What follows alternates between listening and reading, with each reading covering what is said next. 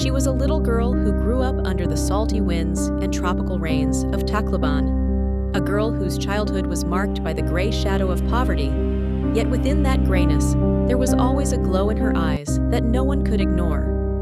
Her name was Imelda Romuáldez, and even as a child she carried an aura that seemed to whisper she was destined for something extraordinary. The death of her father left a deep wound in her family's life, forcing her mother and siblings to struggle daily to survive with meager resources. For many children, such hardship would have been crushing, but for Imelda, it became fuel, a force that sharpened her will and ignited her dreams. While others bowed to scarcity, she dreamed of grand ballrooms, of radiant lights, of orchestras playing while she entered a hall in shimmering gowns, of thunderous applause that would someday erase the hunger of her childhood. In school, her classmates often whispered about her beauty, but it was more than her face. It was her tall frame, her slim waist, the self-assured way she walked, as if she were always on a stage. And there was her voice, melodic, clear, and haunting. A voice that seemed older than her years. A voice that made even the narrow streets of Tacloban feel like an opera hall. When she sang, it was not just a child's voice. It was a promise of the future, a sound that hinted she was not meant to stay in that provincial corner of the Philippines. She often told herself, silently, that her destiny would not be contained by the limits of her small hometown. In the early 1950s, when her family moved to Manila, a new world opened before her. The capital city was a place of neon lights, a whirlwind of cars and people, a stage for politics, ambition, and social rivalry.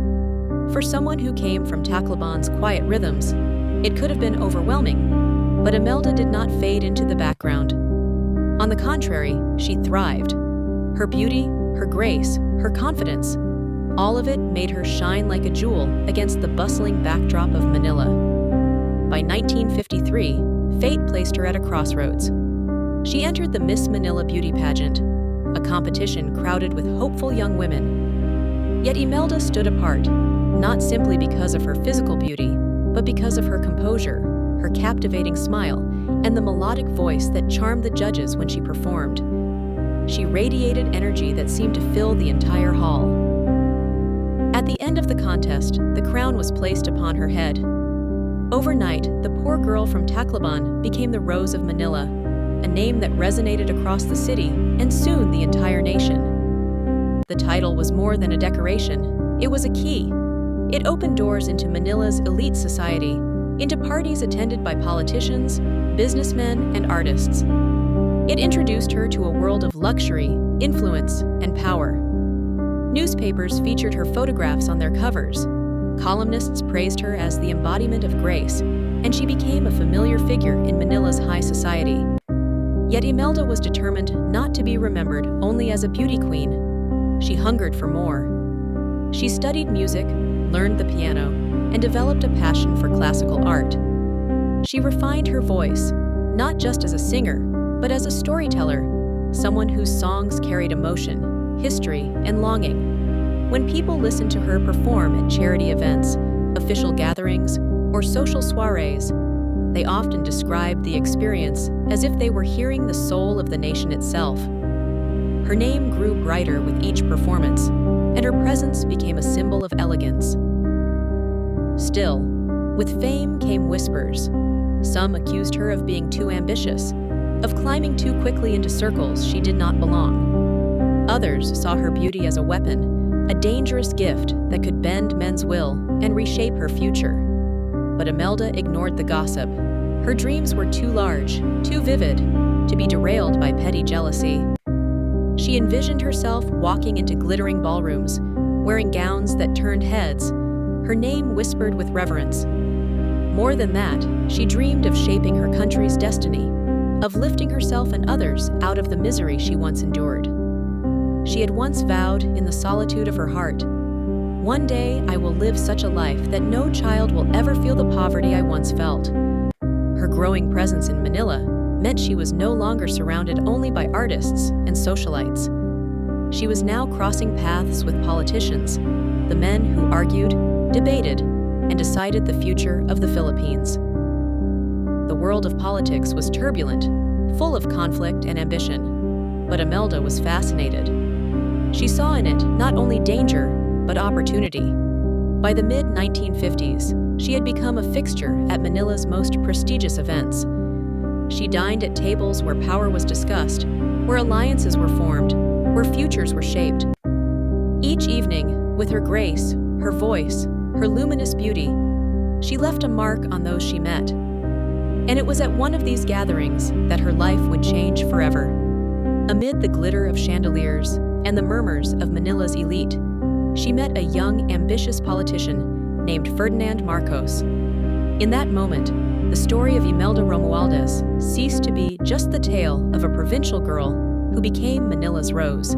It became the prelude to a new chapter in Philippine history, a chapter where beauty, ambition, and power would intertwine. For Imelda, the stage was no longer just the ballrooms of Manila, it was the entire nation. She was born in Tacloban, a provincial town where the salty winds carried the scent of the sea and the rains seemed endless.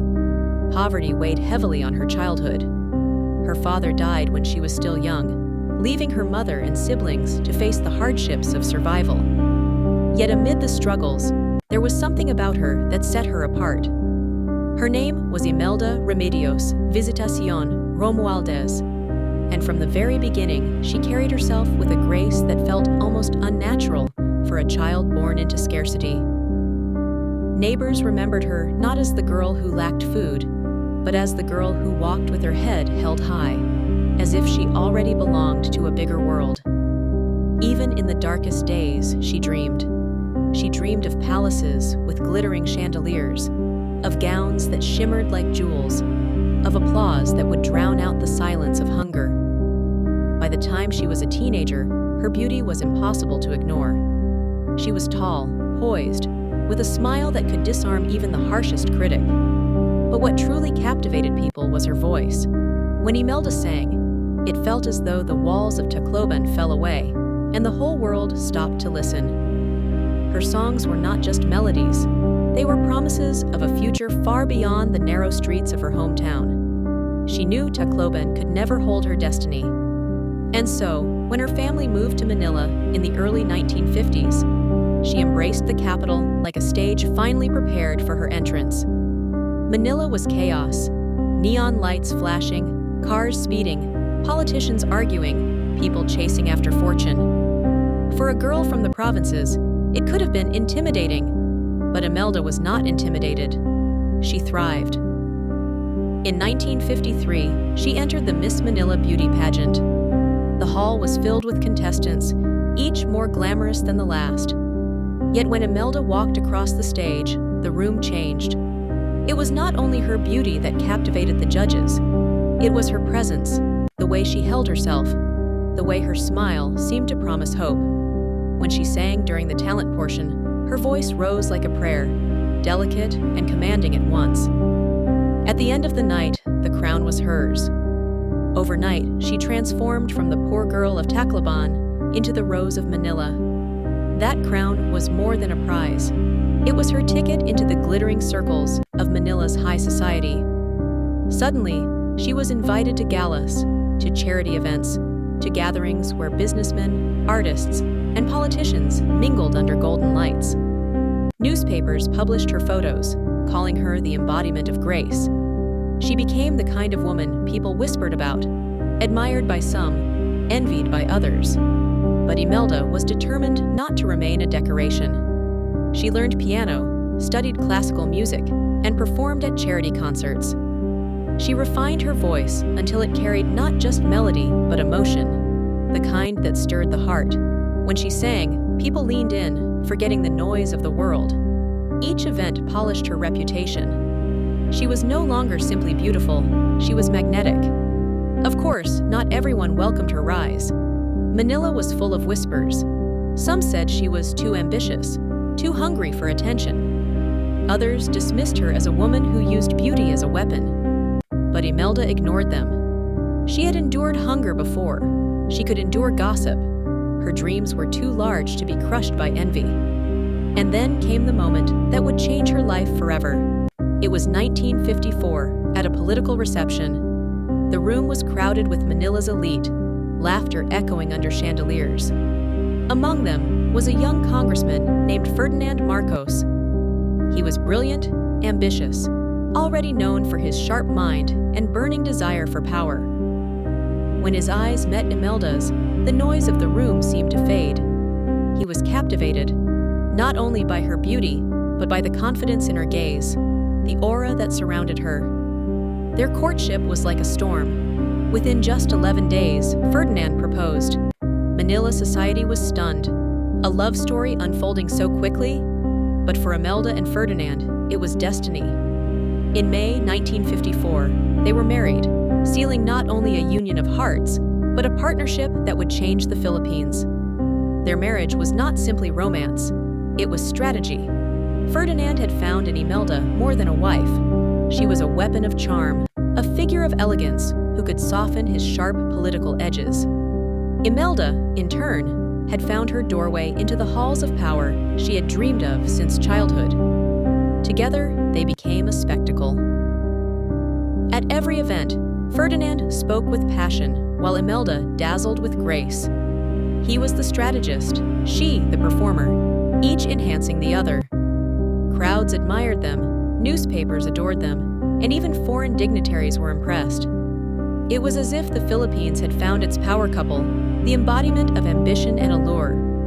But behind the glamour, there was hunger. Not the hunger of poverty anymore, but the hunger for more power, more recognition, more grandeur. Ferdinand climbed higher in politics, each victory bringing him closer to his ultimate dream of the presidency. Imelda was always at his side, not as a silent figure, but as a partner who played her role with precision. She organized events, charmed ambassadors, cultivated her image. By 1965, when Ferdinand Marcos became president, Imelda had completed her transformation. She was no longer the girl who sang in Tacloban's rain-soaked streets. She was the First Lady of the Philippines, standing at the center of the nation's stage. She wore gowns that dazzled the cameras, spoke with authority to world leaders, and began to wield influence of her own. The rise of Imelda was complete, or so it seemed. For the little girl who once sang to escape her hunger had now stepped into the palace of power, beside a man who would rule a nation. Yet the story was only beginning, because together, Imelda and Ferdinand Marcos would not just live in history, they would bend it, shape it, and leave a mark so deep that decades later, the world would still speak their names.